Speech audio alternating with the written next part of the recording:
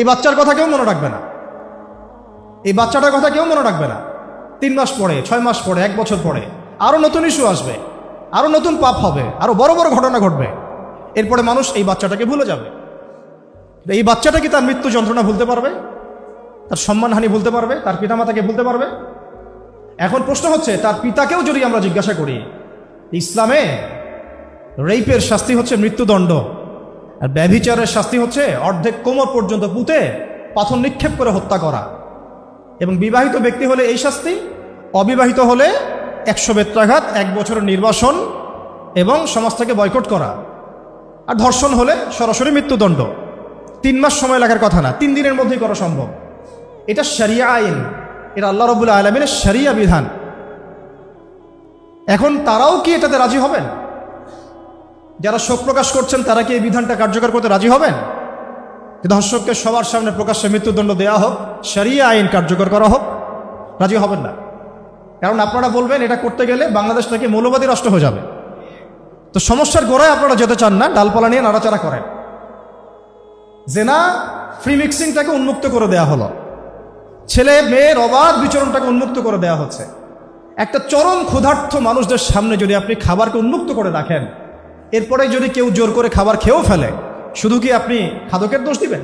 পুরো সিস্টেমটাই দায়ী, পুরো সিস্টেমটাই দায়ী। এখানে আপনি নারী পুরুষকে অবাধ মেলামেশা দিয়েছেন, ফ্রি মিক্সিংয়ে দিয়েছেন, একদম ছোটবেলা থেকেই, স্কুল লাইফ থেকে, কলেজ লাইফ থেকে, ইউনিভার্সিটি লাইফ থেকে, জব সেকশনে, এমনকি রাজনীতি করতে গেলেও, কর্পোরেট সেকশনে, ব্যবসায়িক সেকশনে, অফিস আদালতে, সব জায়গায় ফ্রি মিক্সিংকে অবাধভাবে আপনি উন্মুক্ত করে দিয়েছেন, আমরা উন্মুক্ত করে দিয়েছি।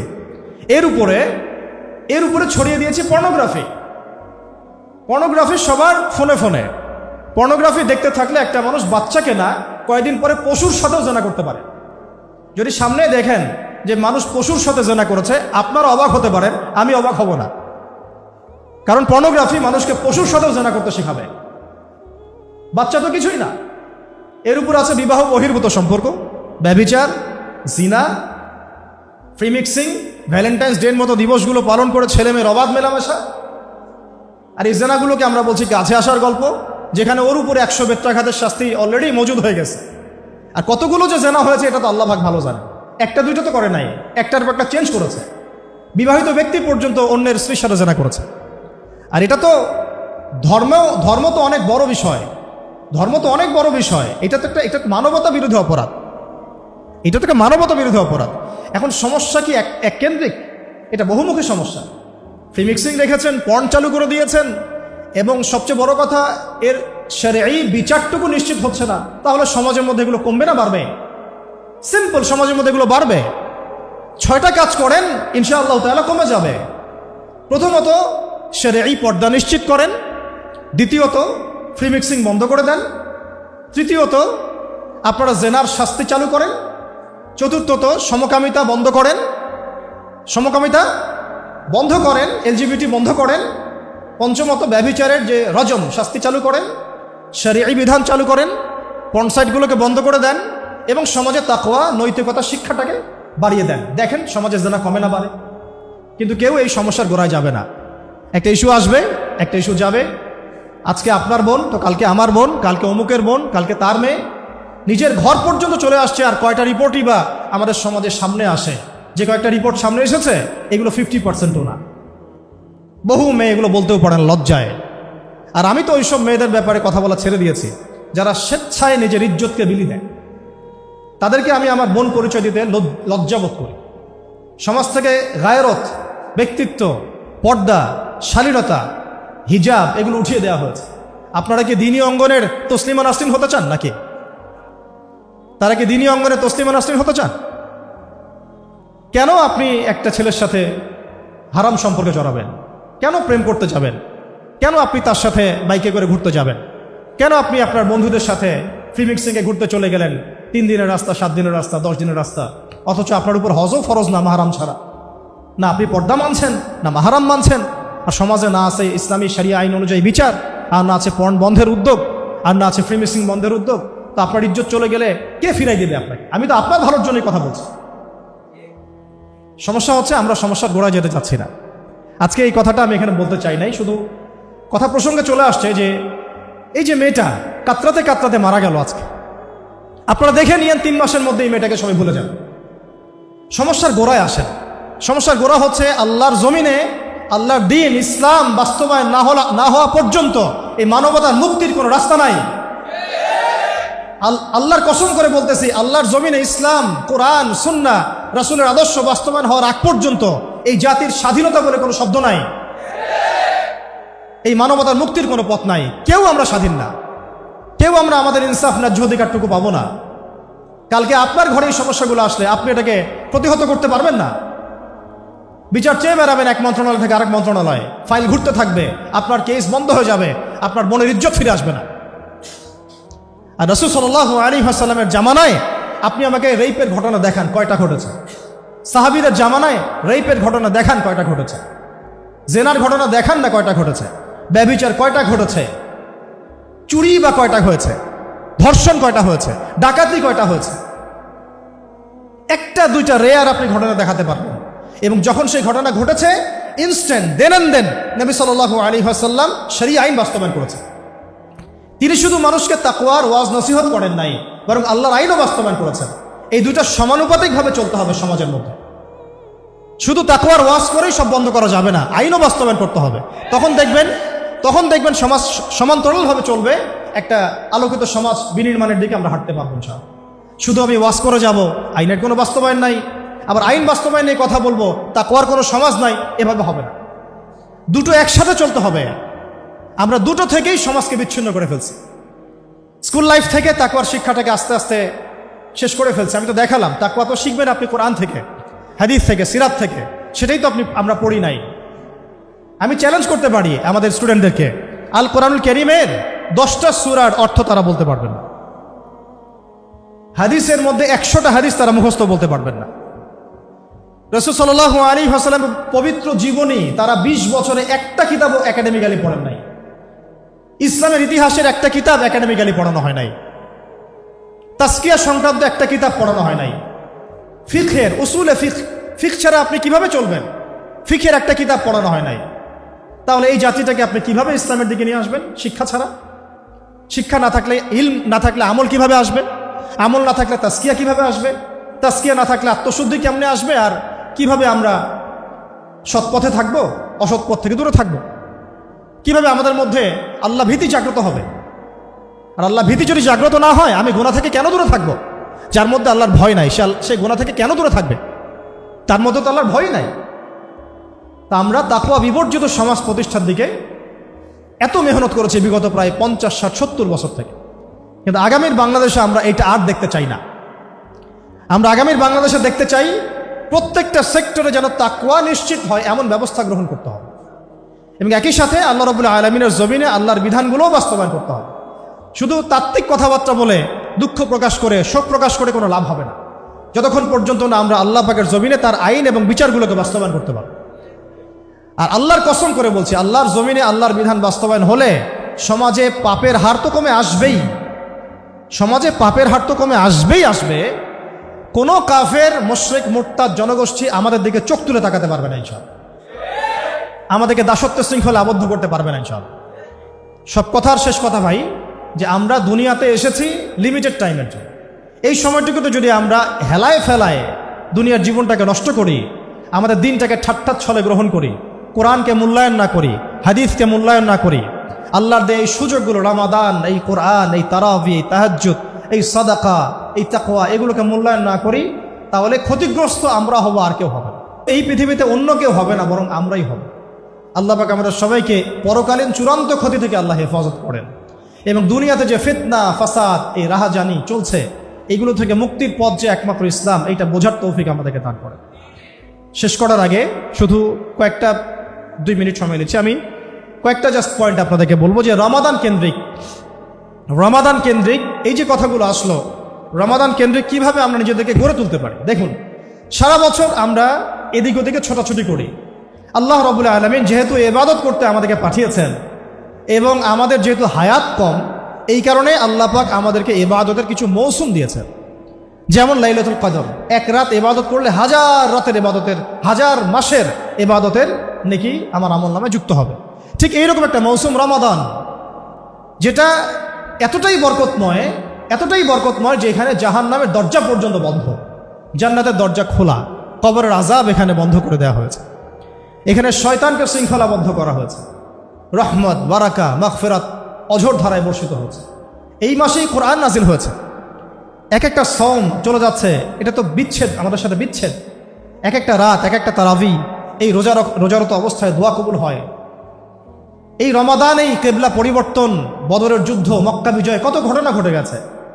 তো এই রমাদানটা কেন দিয়েছেন আল্লাহ রাব্বুল আলামিন, আয়াতটার শেষের দিকে আপনারা দেখতে পারবেন। আমি যে কথাটা এতক্ষণ ধরে বললাম গলা ফাটিয়ে, কুতিবা আলাইকুমুস সিয়াম কামা কুতিবা আলাল লাযিনা মিন ক্বাবলিকুম লাআল্লাকুম তাত্তাকুন, এই অংশটুকুই নোটিসেবল, যে তোমাদের উপরে সওমকে ফরজ করা হয়েছে ঠিক যেভাবে আগের জাতিগুলোর উপরে হয়েছিল, লাআল্লাকুম তাত্তাকুন, যাতে তোমরা তাকওয়া অবলম্বন করতে পারো, তোমরা যাতে মুত্তাকি হতে পারো। এটাই মূল কথা, যাতে আমরা মুত্তাকি হতে পারি। কিভাবে হব? এখন যদি আপনার সামনে একটা পানির গ্লাস আমি রেখে দিই, আপনি খাবেন না, আপনি ইফতার রেখে দিলেও খাবেন না। কেন খাবেন না? আপনি জানেন আল্লাহ আমাকে দেখছেন, আমাকে শুনছেন। এই চেতনাটার নাম আল্লাহ কনসিয়াসনেস। আল্লাহ কনসিয়াসনেস, এই চেতনাটা আল্লাহ রাব্বুল আলামিন শুধু আমাদের সওমরত অবস্থায় চান না, আল্লাহ পাক এই চেতনাটা আমাদের সারা জীবনে চান। এবং আমি বারবার স্ট্রংলি একটা কথা বলি যে আমাদের শিক্ষা সিস্টেমটা ফেইল করেছে আমাদের তরুণ প্রজন্মকে আল্লাহ চেনাতে, পরকাল চেনাতে, তার নবীকে চেনাতে, ইসলামের বেসিক ফান্ডামেন্টাল সম্পর্কে ধারণা দিতে। ইভেন ফরজে আইনের যে জ্ঞানগুলো আছে এই জ্ঞানগুলোও তাদেরকে খুব একটা শেখানো হয় নাই। এই দায়ভার আসলে আমাদের জাতিগতভাবেই আমাদের সবার উপরে বর্তাবে। কাল কিয়ামতের মাঠে আমরা আল্লাহ পাকের সামনে দাঁড়িয়ে কি অ্যান্সার করব, এটা আমাদেরকে আগে থেকে ভাবা উচিত। কারণ আল্লাহ রাব্বুল আলামিন সূক্ষ্ম থেকে সূক্ষ্ম বিষয়ের হিসেব নেবেন। সুম্মা লাতুসআলুন্না ইয়াওমাইযিন আনিন নাঈম, ঠান্ডা পানি দিয়ে ইফতার করব আমরা, এটার হিসেব নেওয়া হবে। ওই এক টুকরা খেজুরের হিসেব নেওয়া হবে। আর যাদেরকে আল্লাহ রাব্বুল আলামিন পুরো জাতির দায়িত্ব দিয়েছেন তাদের হিসেবটা কত কড়া হবে, এটা আমাদের সবার বোঝা উচিত। এতটুকু নসিহত হিসেবে যথেষ্ট। রাসূলুল্লাহ সাল্লাল্লাহু আলাইহি ওয়াসাল্লাম বলেছেন, আলা কুল্লুকুম রাঈন, তোমাদের প্রত্যেকেই দায়িত্বশীল, ওয়া কুল্লুকুম মাসউলুন আন রাইয়াতিহি, এবং তোমাদের প্রত্যেকেই যার যার দায়িত্ব সম্পর্কে জিজ্ঞাসিত হবে। তো আমার সামনে উপস্থিত তরুণ ভাইরা এবং বোনেরা, সবার আগে রমাদানের যে মৌলিক শিক্ষা, এই পয়েন্টে যাওয়ার আগে জীবনের লক্ষ্য ঠিক করে নেন। দুনিয়াতে এসেছেন কি জন্যে, থাকবেন কতদিন, কোথা থেকে এসেছেন, কোথায় যাবেন, মাঝখানের কাজটুকু কি করা যাবে, কি করা যাবে না, কি করলে কি হবে, এর ফলাফলটা আমাদেরকে দুনিয়াতেই ঠিক করতে হবে। একবার চলে গেলে দ্বিতীয়বার ফিরে আসার কোনো সুযোগ থাকবে না। একবার চলে গেলে দ্বিতীয়বার এগুলো নিয়ে আলোচনা করার, ফিরে আসার, ভাবারও কোনো সুযোগ থাকবে না। আল্লাহ পাক আমাদেরকে কথাগুলো বোঝার তৌফিক দান করে। আমি একটু ডিসকমফোর্ট ফিল করছি মোবাইল ফোনগুলোর কারণে। আলোচনার যে নূর এবং প্রিপারেশন, এগুলো নষ্ট হচ্ছে। আমাদের যদি উদ্দেশ্য হয় ছবি তোলা, তাহলে বলেন, আমি 2-4টা ফটোশ্যুট করে চলে যাই। আর যদি উদ্দেশ্য থাকে না আমরা কিছু শিখি বা জানি, তাহলে ইতমিনালের সাথে বসেন, ইফতার পর্যন্ত আমরা কিছু মৌলিক মেসেজ থ্রো করার চেষ্টা করি ইনশাআল্লাহ তাআলা। কোনটা চাচ্ছেন আপনারা? আর এটা একটা ম্যানিয়া, এটা একটা সাইকোলজিক্যালি ম্যানিয়া আমাদের সমাজের মধ্যে এখন ছড়িয়ে পড়েছে। যতটা সম্ভব এখান থেকে বের হয়ে আসা উচিত। খুব প্রয়োজন হলে 2-1টা, সেটা আলাদা বিষয়, কিন্তু যেভাবে আমরা এটার মিস ইউজ করছি আর এটা মোটেই ঠিক হচ্ছে না। আল্লাহ পাক আমাদের বোঝার তৌফিক দান করেন। আমরা পৃথিবীতে এসেছি শুধুমাত্র আল্লাহ পাকের ইবাদত করতে। রাসূল সাল্লাল্লাহু আলাইহি ওয়াসাল্লাম একটা হাদিসের মধ্যে বলেছেন যে আল কোরআনু হুজ্জাতুন লাকা ওয়া আলাইক, এই যে কোরআনুল কারীম আল্লাহ পাক নাজিল করেছেন, এটা হয় আমার পক্ষে দলিল হবে অথবা আমার বিপক্ষে আল্লাহর কাছে দলিল হবে। আরেকটা হাদিসে নবী সাল্লাল্লাহু আলাইহি ওয়াসাল্লাম বলেছেন যে ইন্নাল্লাহা তাআলা ইয়ারফাউ বিহাযাল কিতাবি আকওয়ামান ওয়া ইয়াদউ বিহিল আখারিন। আল্লাহ রাব্বুল আলামিন এই আল কোরআনুল কারীমের মাধ্যমে, সুবহানাল্লাহ, এগুলো একটু সরান, এটা একটু অফ রাখেন, সবকিছু অফ রাখেন, এগুলো সরান প্লিজ। ভলান্টিয়ার ভাইরা যারা আছেন, এখানে আর কিচ্ছু প্রয়োজন নয় আমাদের। ভাই শুনছেন আমার কথা? এখানে না ফ্যানের দরকার আছে, না কয়েলের দরকার আছে, কিছুই দরকার নেই। আপনারা একটু রিল্যাক্সে বসেন, শান্তির সাথে বসেন। লাইভের দরকার নাই, আমাদের ভিডিওর দরকার নাই, কিচ্ছু দরকার নাই, কিছু নসিহতের দরকার। আজকের দিনটা চলে গেলে তো ফিরে পাবেন না, এক একটা মোমেন্ট চলে যাচ্ছে, রমাদান চলে যাচ্ছে। রিল্যাক্সে বসেন। তরুণ প্রজন্মের মধ্যে আমরা একটু অস্থিরতা লক্ষ্য করি, শান্তির সাথে বসে। সবার আগে শিখলাম দুনিয়াতে এসেছি কি করতে। আমার সাথে কি বলতে পারবেন কি করতে আসছি এবং কোন আয়াত থেকে দলিল দিয়েছিলাম? সূরা জারিয়াতের কত নাম্বার বলেন? 56 নাম্বার। সূরা জারিয়াতের 56 নম্বর আয়াত থেকে আমরা কথা বলেছিলাম যে আল্লাহ রাব্বুল আলামিন আমাদেরকে পৃথিবীতে পাঠিয়েছেন শুধু তার ইবাদত করার জন্য। এখন অনেকেই প্রশ্ন করেন যে সব কিছু কি ইবাদত? আমরা উত্তর দিলাম যে হ্যাঁ, সব কিছুই ইবাদত, যদি কয়েকটা শর্ত আমরা মেনে চলি। শর্তগুলো হলো, কাজটা হতে হবে এক আল্লাহর জন্যে, 2 তরিকা হতে হবে নবী সাল্লাল্লাহু আলাইহি ওয়াসাল্লামের, এবং 3 এটা কবুল করিয়ে নেওয়ার জন্যে আমার ইখলাসের সাথে রিজিকটাও হালাল থাকতে হবে। এখন প্রশ্ন হচ্ছে যে আল্লাহ রাব্বুল আলামিন, একটু আগে বললাম যে এই কোরআনকে হুজ্জাহ বলা হয়েছে, দলিল প্রমাণ আমার পক্ষে বা বিপক্ষে। এবং নবী সাল্লাল্লাহু আলাইহি ওয়াসাল্লাম আরও বলেছেন যে আল্লাহ রাব্বুল আলামিন বহু সম্প্রদায়কে এই কোরআন মেনে চলার কারণে সম্মানিত করেন, আর বহু সম্প্রদায়কে এই কোরআন না মানার কারণে অপদস্থ করেন। হাদিসটা বুখারী মুসলিম শরীফের দিকে পাবেন যদি আপনারা রিসার্চ করতে পারেন। হাদিসটা এভাবে এসেছে যে ইন্নাল্লাহ তাআলা ইয়ারফাউ বিহাযাল কিতাবি আকওয়ামান ওয়া ইয়াদউ বিহিল আখারিন। আল্লাহ পাক বহু জাতিকে এই কোরআন মেনে চলার কারণে সম্মানিত করেন, আর বহু জাতিকে এই কোরআন না মানার কারণে অপদস্থ করেন। এখন কোরআন যেহেতু আমাদেরকে বলছে যে পৃথিবীতে আমরা এসেছি আল্লাহ পাকের ইবাদত করতে, তাহলে এখানে প্রাসঙ্গিক আরও আয়াতগুলো আমাদের জানতে হবে। সূরা মুলকের মধ্যে আল্লাহ পাক বলেছেন 2 নম্বর আয়াতে, আল্লাযী খালাকাল মাউতা ওয়াল হায়াতা লিয়াবলুয়াকুম আইয়ুকুম আহসানু আমালা। আল্লাহ রাব্বুল আলামিন দেখতে চান এই পৃথিবীতে আমলে আমাদের মধ্যে আহসান বা শ্রেষ্ঠ কে। ঠিক যেমন আমরা একটা পরীক্ষা হলে দেখতে চাই ফার্স্ট কে হয়েছে। আহসান শব্দটা হাসান শব্দের সুপারলেটিভ ফর্ম, যেটাকে আমরা অধিক উত্তম বোঝাতে ব্যবহার করে থাকি। হাসান মানে উত্তম, আহসান মানে তার চেয়ে বেশি উত্তম, সর্বোত্তম। তো আল্লাহ পাক মৃত্যু এবং জীবন সৃষ্টি করেছেন, যেটা আমি শুরুতে বলেছি যে আমরা এখানে 100 বছরও হয়তো কেউ বেঁচে থাকবো না, চলে যেতে হবে। সময়টা আমাদের কাছে সংক্ষিপ্ত। কোনো একটা জায়গা থেকে আমরা পৃথিবীতে এসেছি, এখানে থাকছি, নির্দিষ্ট কোনো উদ্দেশ্য আছে, লক্ষ্য আছে, আবার চলে যেতে হবে। এর পরবর্তীতে যা হচ্ছে আল্লাহ পাক দেখবেন আমলের শ্রেষ্ঠ কে, আইয়ুকুম আহসানু আমালা, আমাদের মধ্যে আমলে শ্রেষ্ঠ কে। আমলের শ্রেষ্ঠ হতে হলে আমাদেরকে কয়েকটা বিষয় মেনে চলতে হবে। 1, আমল করার আগে আমাকে পরিপূর্ণভাবে শরীয়তের জ্ঞান অর্জন করতে হবে, যেটা আমরা প্রায় 20-30 বছর অনেকেই করতে পারি নাই, আফসোস। দ্বিতীয় বিষয়টা হচ্ছে সেই আমল করার আগে সেই জ্ঞানটা আমাকে বরেণ্য ওলামায়ে কেরামদের সোহবতে শিখে নিতে হবে। একা একা তো স্কলার হওয়া যাবে না, একা একা পণ্ডিত হওয়া যায় না। যারাই একা একা পণ্ডিত হওয়ার চেষ্টা করেছেন তারা বিভ্রান্ত হয়েছেন এবং ঝরে পড়েছেন। 3 নম্বর, আমল কবুল করাতে হলে রিজিক হালাল হতে হবে এবং অভ্যন্তরীণভাবে আমাকে তাসকিয়া অর্জন করতে হবে বা আত্মশুদ্ধি অর্জন করতে হবে। নিজের ভিতরের সমস্ত হিংসা, বিদ্বেষ, কিবত, তহমত, রিয়া, অহংকারকে বিসর্জন দিতে হবে। ইখলাসের সাথে পরিপূর্ণ খালেস নিয়াতে হালাল খেয়ে বুঝে শুনে জ্ঞান অর্জন করে যখন আমরা রাসূলের তরিকায় আমলগুলো করব, অল্প আমল হলেও নাজাতের জন্য কাফি হবে। এই হলো আমল সংক্রান্ত কিছু মূল কথা। গন্তব্যটা কি? গন্তব্যটা আল্লাহ পাক সূরাতুল আলী ইমরানের 185 নম্বর আয়াতে বলেছেন যে কুল্লু নাফসিন যায়িকাতুল মাউত, প্রত্যেকটা নফস মৃত্যুর স্বাদ গ্রহণ করবে এবং কাল কিয়ামতের মাঠে তোমাদেরকে পরিপূর্ণ মাত্রায় প্রতিদান দেয়া হবে।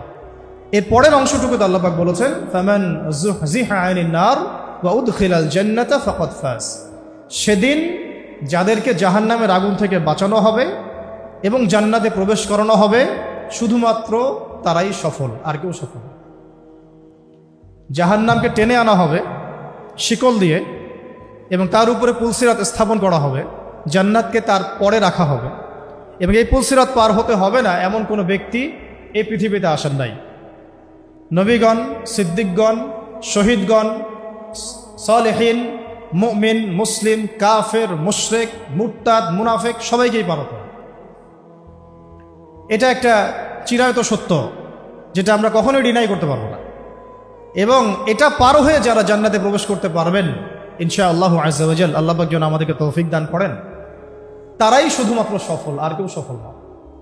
তাহলে এই ম্যাটেরিয়ালিস্টিক জগৎটা আমাদেরকে ছেলেবেলা থেকে, স্কুল লাইফ থেকে নিয়ে আমাদের কর্পোরেট লাইফ পর্যন্ত, একদম রাষ্ট্রীয় লাইফ পর্যন্ত সাফল্যের যে সংজ্ঞাটা শিখিয়েছে, এই সংজ্ঞাটা সত্য নয়। আমরা এই সংজ্ঞাটার ধোঁকাবাজির মধ্যে পড়েই আমাদের শৈশব, কৈশোর, যৌবন শেষ করে ফেলেছে। আমি আপনাদেরকে চ্যালেঞ্জ করতে পারি যে বাংলাদেশের 90% মুসলিমকে যদি আপনি কোরআন বিশুদ্ধ করে তেলাওয়াত করতে বলেন, আর কিচ্ছু না, শুধু আল কোরআন বিশুদ্ধ করে তেলাওয়াত করে শোনাবে, আর কিচ্ছু করতে হবে না। না অর্থ, না আরবি ভাষা, না আকিদা, না উসুল, না হাদিস, না ফিকহ, না হিস্ট্রি, না ইসলামের ইতিহাস, না ইসলামী অর্থনীতি, না ইসলামিক রাজনীতি, কিছুই না। শুধু তারা কোরআন বিশুদ্ধ করে তেলাওয়াতটুকু করবে, রিডিংটা পড়বে। 90% মুসলিমের এই দেশে 80% মুসলিম এটা করতে পারবে না। আমি চ্যালেঞ্জ করব, কেন পারবে না? এই ব্যর্থতা কার? প্রত্যেক ব্যক্তির, প্রত্যেক পিতার, প্রত্যেক মায়ের, প্রত্যেক পরিবারের, প্রত্যেক শিক্ষা প্রতিষ্ঠানের, প্রত্যেক মন্ত্রণালয়ের, প্রত্যেক শিক্ষা সেক্টরের, প্রত্যেক এমপি মন্ত্রীর এবং আমাদের রাষ্ট্রীয় পর্যায়ে যারা দায়িত্বশীল আছেন, সেই প্রত্যেক ব্যক্তি এর জন্য দায়ী, যারা আমাদের সমাজকে কোরআন থেকে দূরে রেখেছেন, কোরআন বিবর্জিত সমাজ প্রতিষ্ঠা করেছে। আর যে 20% মানুষ কোরআন বিশুদ্ধ করে তেলাওয়াতটুকু করতে পারবে, তারা একাডেমিক্যালি শিখে নাই। তারা শিখেছে কোনো মক্তবে, কোনো হুজুরের কাছে, কারো কাছে প্রাইভেট পড়েছে, কখনো কখনো মাদ্রাসায় গিয়েছে, কোনো অনলাইন কোর্স করেছে, বা হেদায়েত বা বুঝ আসার পরে অফলাইনে চেষ্টা করে শিখেছে। তাহলে রাষ্ট্রের কাজটা কি? শিক্ষা মন্ত্রণালয়ের কাজটা কি? শিক্ষা প্রতিষ্ঠানগুলোর কাজটা কি? আর শিক্ষাই বা আসলে কাকে বলে? কোরআন বিবর্জিত কোনো আদর্শ যদি শিক্ষা হতে পারে, তাহলে তো অ্যামাজনের জঙ্গলের মানুষটা অনেক বেশি শিক্ষিত। আপনি কি তাকে শিক্ষিত বলেন? কোরআন বিবর্জিত একটা সমাজ যদি শিক্ষিতই হয়, তাহলে তো সমস্ত কাফের, মুশরিক, মুরতাদ, মুনাফিকরা শিক্ষিত। তাহলে তো ওদেরকে জাহান্নামে যেতে হতো না। আল্লাহ রাব্বুল আলামিন যে বললেন, ফামান যুহজিহা আনিন নার ওয়া উদখিলাল জান্নাতা ফাকাদ ফাজ, তাহলে আল্লাহ পাকের ডেফিনেশন অফ সাকসেসটা কি ভুল? আল্লাহ পাকের সাফল্যের সংখ্যা কি ভুল?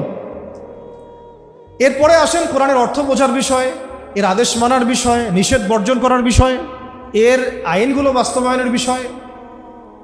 সমস্যা হচ্ছে আমরা সমস্যার গোড়ায় যেতে চাই না, আমরা ডালপালা নিয়ে নাড়াচাড়া করি, এইগুলো নিয়েই সমাধান খুঁজতে চাই। কিন্তু আল্লাহ রাব্বুল আলামিন আমাদেরকে সলিউশন দিয়েছেন একদম শেকড় থেকে। এই যে দুনিয়াতে পাঠালাম তোমাদেরকে, লিমিটেড হায়াত আছে, ইবাদত করো, ইবাদতের শর্তগুলো পূরণ করো। তোমাদের কাছে আমি আমার রাসূল মুহাম্মদ সাল্লাল্লাহু আলাইহি ওয়াসাল্লামকে পাঠিয়েছি, তারপরে আর কোনো নবী আসবে না, যার পূর্বেও কোনো গুনাহ নাই, পরেও কোনো গুনাহ নাই, যিনি মাসুম মানুষ, সারাটা জীবন ঢেলে দিয়েছেন আমাদেরকে আল্লাহ চেনানোর জন্যে, রেসালাতের জন্যে, আমাদেরকে জাহান্নাম থেকে বাঁচানোর জন্যে, জান্নাতে প্রবেশ করানোর জন্যে। একটা দোয়া তাকে করতে বলা হচ্ছে দুনিয়াতে, আপনি চান আমি আপনাকে দিব। তিনি বলছেন না, আমি এটা পরকালে আমার উম্মতের সুপারিশের জন্য স্থগিত রাখলাম। তো সেই ব্যক্তিকেও আমাদের সমাজে গালি দেওয়া হয়, আমরা চুপ করে বসে থাকি। সেই ব্যক্তিকেও আমাদের সমাজে গালি দেওয়া হয়, আমরা চুপ করে বসে থাকি, আমরা অফিসিয়াল বিবৃতি পর্যন্ত দিতে পারি না। আমাদের আজকে যে রেপ ইস্যু নিয়ে কথাগুলো উঠেছে, এটা তো অনেক ভয়ঙ্কর ইস্যু অবশ্যই। তার চেয়েও ভয়ঙ্কর ইস্যু হচ্ছে মুসলিম কান্ট্রিতে আল্লাহকে গালি দেওয়া, মুসলিম কান্ট্রিতে রাসূলকে গালি দেওয়া। তো এটা নিয়ে তো আমরা তো সরগরম দেখলাম না, ইল্লা মাশাআল্লাহ গুটি কয়েক মানুষকে দেখলাম। তাহলে আপনারা সমস্যার সমাধান গোড়ায় করতে চাচ্ছেন না, ডালপালায় করতে চাচ্ছেন। এই আসিয়ার ইস্যু আমরা ভুলে যাব, বেশি দিন সময় লাগবে না, 1 মাস 2 মাস, হাইয়েস্ট 3 মাস। এর আগেও বহু ইস্যু আমরা এসেছে ভুলে গেছি, একটার পর একটা এসেছে, একটার পর একটা ভুলে গেছি আমরা, এবং যাবো ভবিষ্যতে। লিখে নেন আপনারা, এই বাচ্চার কথা কেউ মনে রাখবে না, এই বাচ্চাটার কথা কেউ মনে রাখবে না। 3 মাস পরে, 6 মাস পরে, 1 বছর পরে আরও নতুন ইস্যু আসবে, আরও নতুন পাপ হবে, আরও বড় বড় ঘটনা ঘটবে। এরপরে মানুষ এই বাচ্চাটাকে ভুলে যাবে। এই বাচ্চাটা কি তার মৃত্যু যন্ত্রণা ভুলতে পারবে? তার সম্মানহানি ভুলতে পারবে? তার পিতামাতাকে ভুলতে পারবে?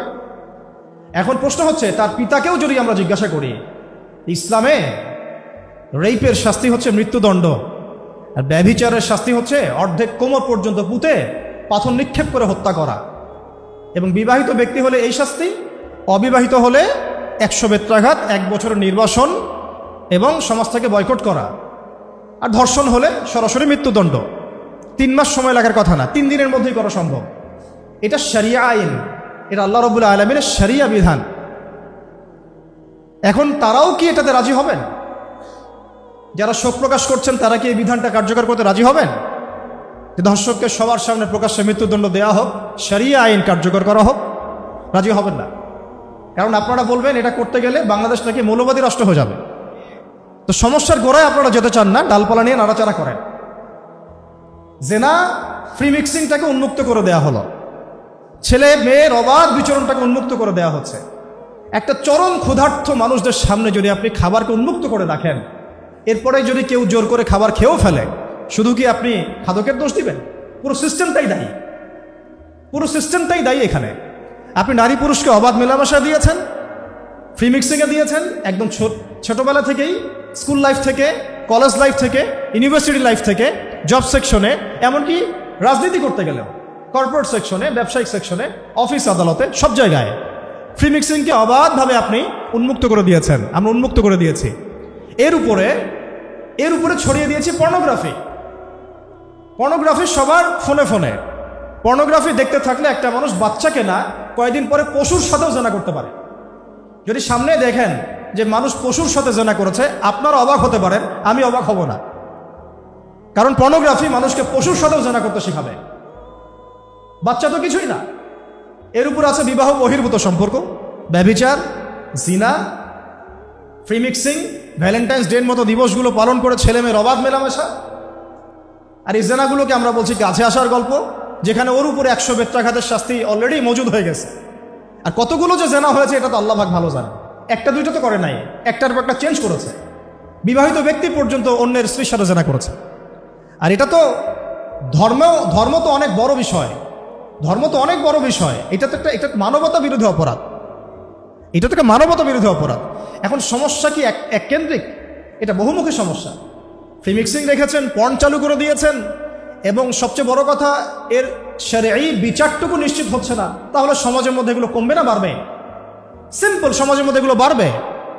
6টা কাজ করেন, ইনশাআল্লাহ তাআলা কমে যাবে। প্রথমত শরঈ পর্দা নিশ্চিত করেন, দ্বিতীয়ত ফ্রি মিক্সিং বন্ধ করে দেন, তৃতীয়ত আপনারা জেনার শাস্তি চালু করেন, চতুর্থত সমকামিতা বন্ধ করেন, এলজিবিটি বন্ধ করেন, পঞ্চমত ব্যভিচারের যে রজম শাস্তি চালু করেন, শরঈ বিধান চালু করেন, পর্ন সাইটগুলোকে বন্ধ করে দেন, এবং সমাজে তাকওয়া নৈতিকতা শিক্ষাটাকে বাড়িয়ে দেন। দেখেন সমাজে জেনা কমে না বাড়ে। কিন্তু কেউ এই সমস্যার গোড়ায় যাবে না। একটা ইস্যু আসবে, একটা ইস্যু যাবে। আজকে আপনার বোন তো কালকে আমার বোন, কালকে অমুকের বোন, কালকে তার মেয়ে, নিজের ঘর পর্যন্ত চলে আসছে। আর কয়টা রিপোর্টই বা আমাদের সমাজের সামনে আসে? যে কয়েকটা রিপোর্ট সামনে এসেছে এগুলো 50%ও না। বহু মেয়ে এগুলো বলতেও পারেন লজ্জায়। আর আমি তো ওইসব মেয়েদের ব্যাপারে কথা বলা ছেড়ে দিয়েছি, যারা স্বেচ্ছায় নিজের ইজ্জতকে বিলি দেন। তাদেরকে আমি আমার বোন পরিচয় দিতে লজ্জাবোধ করি। সমাজ থেকে গায়রত, ব্যক্তিত্ব, পর্দা, শালীনতা, হিজাব এগুলো উঠিয়ে দেওয়া হয়েছে। আপনারা কি দ্বীনি অঙ্গনের তসলিমা নাসরিন হতে চান নাকি? তারা কি দ্বীনি অঙ্গনের তসলিমা নাসরিন হতে চান? কেন আপনি একটা ছেলের সাথে হারাম সম্পর্কে জড়াবেন? কেন প্রেম করতে যাবেন? কেন আপনি তার সাথে বাইকে করে ঘুরতে যাবেন? কেন আপনি আপনার বন্ধুদের সাথে ফ্রি মিক্সিংয়ে ঘুরতে চলে গেলেন?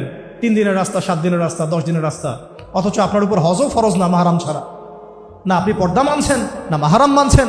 আর সমাজে না আছে ইসলামী শরিয়া আইন অনুযায়ী বিচার, আর না আছে পর্ন বন্ধের উদ্যোগ, আর না আছে ফ্রি মিক্সিং বন্ধের উদ্যোগ। তো আপনার ইজ্জত চলে গেলে কে ফিরাই দেবে আপনাকে? আমি তো আপনার ভালোর জন্যই কথা বলছি। সমস্যা হচ্ছে আমরা সমস্যার গোড়ায় যেতে চাচ্ছি না। আজকে এই কথাটা আমি এখানে বলতে চাই নাই, শুধু কথা প্রসঙ্গে চলে আসছে যে এই যে মেয়েটা কাতরাতে কাতরাতে মারা গেল আজকে, আপনারা দেখে নিয়েন 3 মাসের মধ্যে এই মেয়েটাকে সবাই ভুলে যান। সমস্যার গোড়ায় আসেন। সমস্যার গোড়া হচ্ছে আল্লাহর জমিনে আল্লাহর দ্বীন ইসলাম বাস্তবায়ন না হওয়া পর্যন্ত এই মানবতার মুক্তির কোনো রাস্তা নাই। আল্লাহর কসম করে বলতেছি, আল্লাহর জমিনে ইসলাম, কোরআন, সুন্নাহ, রাসূলের আদর্শ বাস্তবায়ন হওয়ার আগ পর্যন্ত এই জাতির স্বাধীনতা বলে কোনো শব্দ নাই। এই মানবতার মুক্তির কোনো পথ নাই। কেউ আমরা স্বাধীন না, কেউ আমরা আমাদের ইনসাফ ন্যায্য অধিকারটুকু পাবো না। কালকে আপনার ঘরে এই সমস্যাগুলো আসলে আপনি এটাকে প্রতিহত করতে পারবেন না। বিচার চেয়ে বেড়াবেন এক মন্ত্রণালয় থেকে আরেক মন্ত্রণালয়ে, ফাইল ঘুরতে থাকবে, আপনার কেস বন্ধ হয়ে যাবে, আপনার বোনের ইজ্জত ফিরে আসবে না। আর রাসূল সাল্লাল্লাহু আলাইহি ওয়াসাল্লামের জামানায় আপনি আমাকে রেপের ঘটনা দেখান কয়টা ঘটেছে? সাহাবীদের জামানায় রেপের ঘটনা দেখান কয়টা ঘটেছে? জেনার ঘটনা দেখান না কয়টা ঘটেছে? ব্যভিচার কয়টা ঘটেছে? চুরি বা কয়টা হয়েছে? ধর্ষণ কয়টা হয়েছে? ডাকাতি কয়টা হয়েছে? একটা দুইটা রেয়ার আপনি ঘটনা দেখাতে পারবেন। এবং যখন সেই ঘটনা ঘটেছে ইনস্ট্যান্ট দেন এন্ড দেন নবী সাল্লাল্লাহু আলাইহি ওয়াসাল্লাম শরীয়ত আইন বাস্তবায়ন করেছে। তিনি শুধু মানুষকে তাকওয়ার ওয়াজ নসিহত করেন নাই, বরং আল্লাহর আইনও বাস্তবায়ন করেছেন। এই দুইটা সমানুপাতিকভাবে চলতে হবে সমাজের মধ্যে। শুধু তাকওয়ার ওয়াজ করেই সব বন্ধ করা যাবে না, আইনও বাস্তবায়ন করতে হবে। তখন দেখবেন সমাজ সমান্তরালভাবে চলবে, একটা আলোকিত সমাজ বিনির্মাণের দিকে আমরা হাঁটতে পারবো ইনশাআল্লাহ। শুধু আমি ওয়াজ করে যাব, আইনের কোনো বাস্তবায়ন নাই, আবার আইন বাস্তবায়ন নিয়ে কথা বলবো, তাকওয়ার কোনো সমাজ নাই, এভাবে হবে না। দুটো একসাথে চলতে হবে। আমরা দুটো থেকেই সমাজকে বিচ্ছিন্ন করে ফেলছি। স্কুল লাইফ থেকে তাকওয়ার শিক্ষাটাকে আস্তে আস্তে শেষ করে ফেলছি। আমি তো দেখালাম তাকওয়া তো শিখবেন আপনি কোরআন থেকে, হাদিস থেকে, সিরাত থেকে, সেটাই তো আমরা পড়ি নাই। আমি চ্যালেঞ্জ করতে পারি আমাদের স্টুডেন্টদেরকে, আল কোরআনুল কারীমের 10টা সূরার অর্থ তারা বলতে পারবেন না। হাদিসের মধ্যে 100টা হাদিস তারা মুখস্থ বলতে পারবেন না। রাসূল সাল্লাল্লাহু আলাইহি ওয়াসাল্লামের পবিত্র জীবনী তারা 20 বছরে একটা কিতাবও একাডেমিক্যালি পড়েন নাই। ইসলামের ইতিহাসের একটা কিতাব একাডেমিক্যালি পড়ানো হয় নাই। তাজকিয়া সংক্রান্ত একটা কিতাব পড়ানো হয় নাই। ফিকহের উসুলে ফিক ছাড়া আপনি কিভাবে চলবেন? ফিকহের একটা কিতাব পড়ানো হয় নাই। তাহলে এই জাতিটাকে আপনি কিভাবে ইসলামের দিকে নিয়ে আসবেন? শিক্ষা ছাড়া। শিক্ষা না থাকলে, ইলম না থাকলে আমল কিভাবে আসবে? আমল না থাকলে তাজকিয়া কিভাবে আসবে? তাজকিয়া না থাকলে আত্মশুদ্ধি কেমনে আসবে? আর কিভাবে আমরা সৎ পথে থাকবো, অসৎ পথ থেকে দূরে থাকবো? কিভাবে আমাদের মধ্যে আল্লাহ ভীতি জাগ্রত হবে? আর আল্লাহ ভীতি যদি জাগ্রত না হয়, আমি গুনাহ থেকে কেন দূরে থাকবো? যার মধ্যে আল্লাহর ভয় নাই সে গুনাহ থেকে কেন দূরে থাকবে? তার মধ্যে তো আল্লাহর ভয় নাই। তা আমরা তাকওয়া বিবর্জিত সমাজ প্রতিষ্ঠার দিকে এত মেহনত করেছি বিগত প্রায় 50, 60, 70 বছর থেকে। কিন্তু আগামীর বাংলাদেশে আমরা এইটা আর দেখতে চাই না। আমরা আগামীর